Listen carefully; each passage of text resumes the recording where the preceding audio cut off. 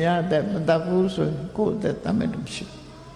သူများဥစ္စာမခိုးဘူးဆိုရင်ကိုယ့်ဥစ္စာခိုးမဲ့လို့မရှိဟောဒီအကျိုးလေးတွေကကိုလှုပ်တဲ့ပုံစံလေးအတိုင်းကိုယ်စီပြန်ရောက်လာ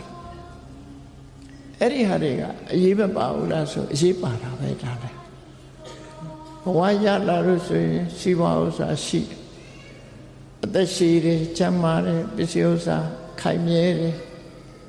လူချစ်လူခင်ပေါ်တယ်ကိုယ်ကိုမတရားဆွဆွဲခံရတာမရှိဘူးအသိဉာဏ်ရှိတယ်ဆို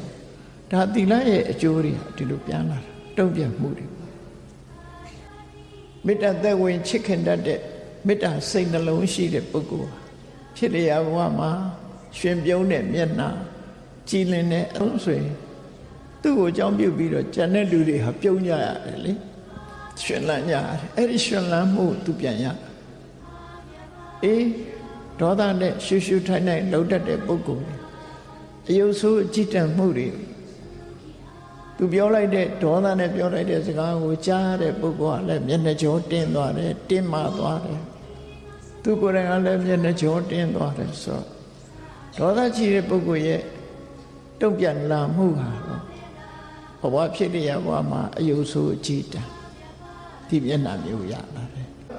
ကိုလှုပ်တဲ့ပုံစံနဲ့ဆင်ဆင်ကတရားဟာကိုယ်စီမှာပုံဟတ်ပြီးတော့ reaction ရတုံ့ပြန်လာကံတရားကလိုချင်သည်ဖြစ်စေမလိုချင်သည်ဖြစ်စေကံတရားရဲ့တုံ့ပြန်မှုကရှိတယ်